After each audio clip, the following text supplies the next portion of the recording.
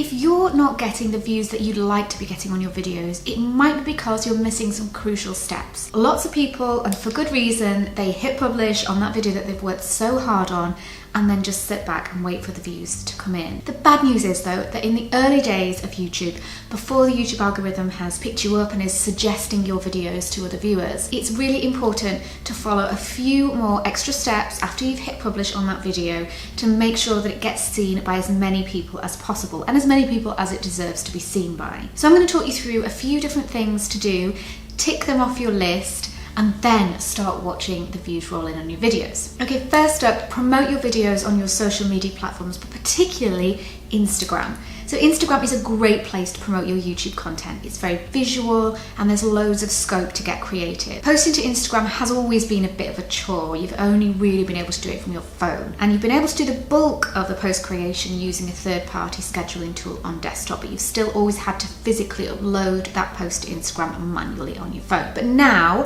Repurpose, which is what I tend to use to schedule my social media, it actually allows you to schedule in advance from the comfort of your desktop. This for me has been a game changer. So in Repurpose, just create a post as you normally would for Twitter or Facebook, for example, and either publish or schedule it, and it's as simple as that. So when it comes to promoting your channel on Instagram, try to avoid making your Instagram account too promotional, so just like a series of thumbnails. Try instead to think of ways to talk about your video content and make people want to watch it while still building up a creative and interesting profile. Now I've got a full video on promoting your videos on Instagram just here, so go and check that out for loads of different ideas of how you can use your feed and stories as well to drive people over to YouTube. Now the next thing to do when you've hit publish on that YouTube video is to repurpose. So when you're sharing your content on your social media platforms, you want to make it as engaging, as interesting as possible.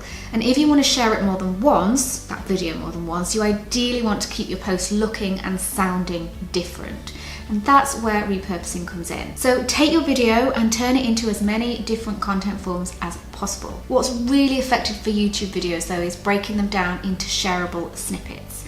So they can be just 60 seconds, short enough to share on most social media platforms, and they can be anything from bloopers or outtakes to part of your intro where you're talking about what you'll share in the video, or a really juicy part of the video where you give away maybe one of the few tips that you share in the full video. Another thing to do is to email out to your email list. So if you are building an email list, the minute that YouTube video goes live, make sure you send them an email enticing them, getting them curious, make them want to click on the link which you're going to put in the email and get them to go over to YouTube and watch it on there. Now this next step is really important. So it's really important to go in and reply to any comments that you get on your videos straight away. So one of the biggest factors that YouTube looks at when it's working out how popular a new video is, and therefore whether it should show it to other people and suggested, is how much engagement it's had, and a key indicator of engagement is comments. So make sure you go in and reply to any comments you get on your videos as soon as you can. You want to encourage people to keep commenting.